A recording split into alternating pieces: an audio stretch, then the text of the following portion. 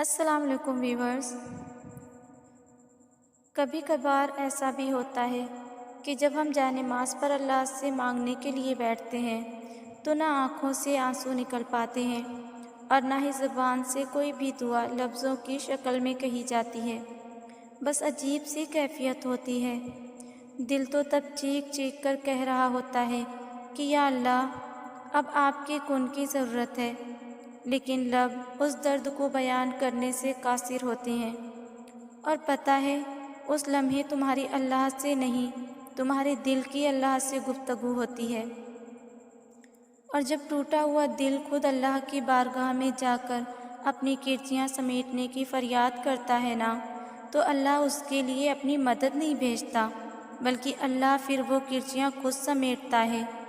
اللہ تب وسیلے نہیں بناتا اس کے لیے، بلکہ اللہ خود اس کا وسیلہ بن جاتا ہے۔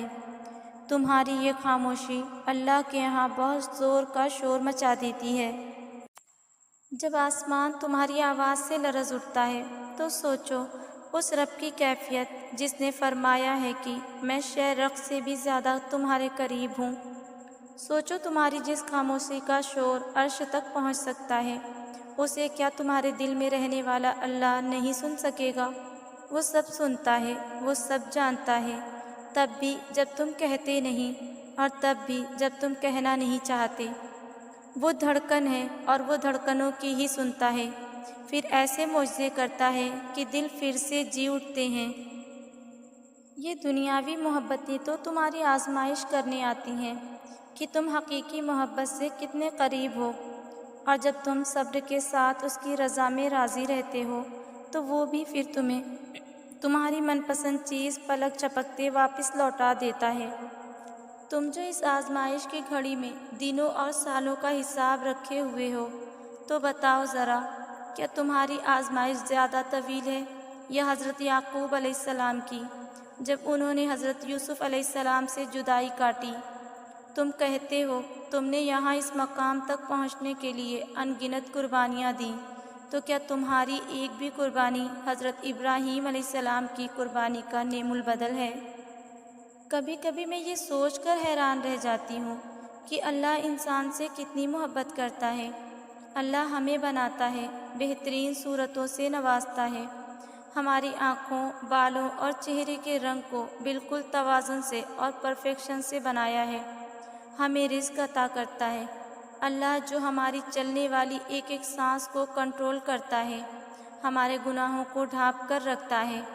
اللہ چاہے تو ہمارے گناہوں کو ناراض ہو کر سب کے سامنے لے آئے، ہمیں دنیا میں سب کے سامنے بے عزت کر دے، مگر اللہ جو ہر چیز پر قدرت رکھتا ہے، مگر ہمارے گناہوں کو ڈھانپ کر رکھتا ہے۔ پتہ ہے کیوں؟ کیونکہ وہ 70 ماؤں سے زیادہ محبت کرتا ہے ہم سے۔ جب کسی سے آپ کا کچھ ٹوٹ جاتا ہے تو اس کو آپ کسی سے ٹھیک کرواتے ہو، جو توڑتا ہے یا جس نے اس کو بنایا؟ ایسے ہی آپ کا دل جب کوئی توڑتا ہے یا آپ کو کوئی توڑتا ہے تو اس کے پاس کیوں جاتے ہو جس نے توڑا ہے؟ وہ نہیں ٹھیک کر سکتا۔ دل بنانے والا اللہ ہے، اس کے پاس جاؤ، وہ سب ٹھیک کر دے گا۔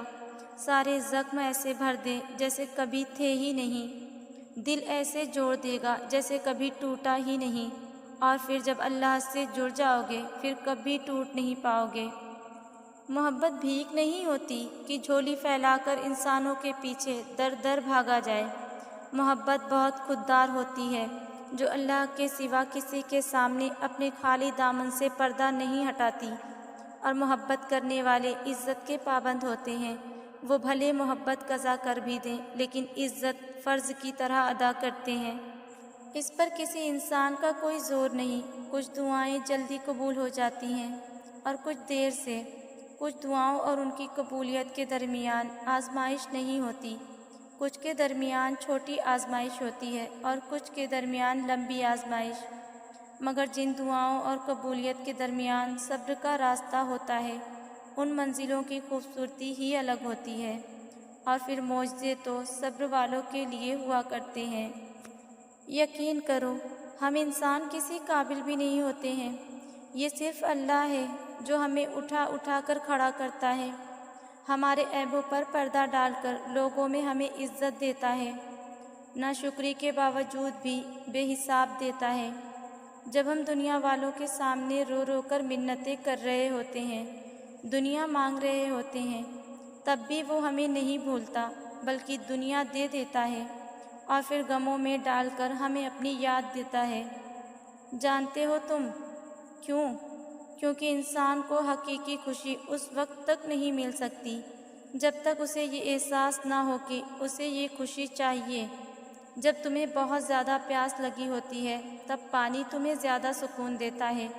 اسی طرح جب تم دنیا کی الجھنوں میں شدید الجھے ہوتے ہو نا، اس وقت اللہ ہی وہ ٹھنڈک اور سکون بنتا ہے جو تمہاری پیاس کو مٹاتا ہے، تمہیں قابل بناتا ہے، ہر چیز کے قابل، ہر معیار پر پرکھتا ہے تمہیں اور پھر بے حساب عطا بھی کرتا ہے۔ تم سے کوئی سوال نہیں کرتا، اپنی مخلوق سے محبت کرتا ہے۔ تو کیا اللہ پر تمہارا اتنا بھی حق نہیں کہ تم اس سے حیا کرو؟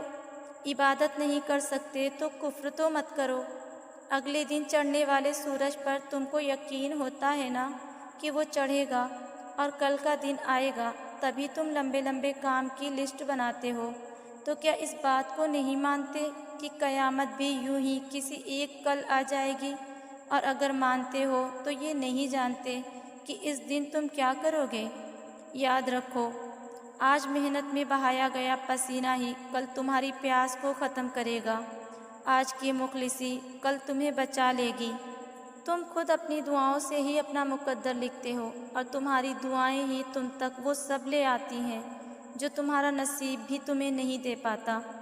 اللہ پاک تمہیں تمہاری دعاؤں کے ذریعے ہی آزماتا ہے۔ وہ تاخیر اس لیے کرتا ہے تاکہ تمہارا یقین دیکھ سکے۔ وہ تمہیں ناممکن کے وسوسوں میں الجھاتا ہی اس لیے ہے تاکہ تمہیں ممکن کی تڑپ اس کی جانب کھینچ کر لے جائے۔ اس کے سامنے تو پتے کی بھی اتنی ہمت نہیں ہوتی کہ وہ ہل جائے، تو پھر تمہارے ہاتھوں کا اس کے روبرو اٹھنا کیسے بے وجہ ہو سکتا ہے؟ وہ جب تمہاری دعاؤں کو قبولیت کے لیے چن لیتا ہے تب وہ تمہارے دل میں دعا کا خیال بھی خود ہی ڈال دیتا ہے۔ تم سوچتے ہو کہ جو مانگ رہے ہو وہ کیسے قبول ہوگا، اور وہ تمہیں خبر ہی نہیں ہونے دیتا کہ اس نے تمہیں ہی تمہاری دعاؤں کی قبولیت کا وسیلہ بنا دیا۔ تم نصیب اور وقت سے لڑتے ہو، یہ سوچے بنا ہی کہ نصیب لکھنے کا اختیار تو اللہ پاک نے تمہیں دے رکھا ہے کہ اپنی دعاؤں سے جب چاہو جو چاہو بدل ڈالو۔ تمہاری دعائیں وہ سب کر سکتی ہیں جو تمہارا مقدر نہیں کر سکتا، اور دعاؤں سے تو رب بھی مل جاتا ہے۔ تو پھر یہ چاہت کیا چیز ہے؟ بس تمہیں یقین رکھنا ہے کہ جو اس سے مانگ لیا جائے وہ مل کر ہی رہتا ہے، پھر وہ تمہیں وہاں سے دے گا کہ تمہاری دعائیں بھی حیران رہ جائیں گی۔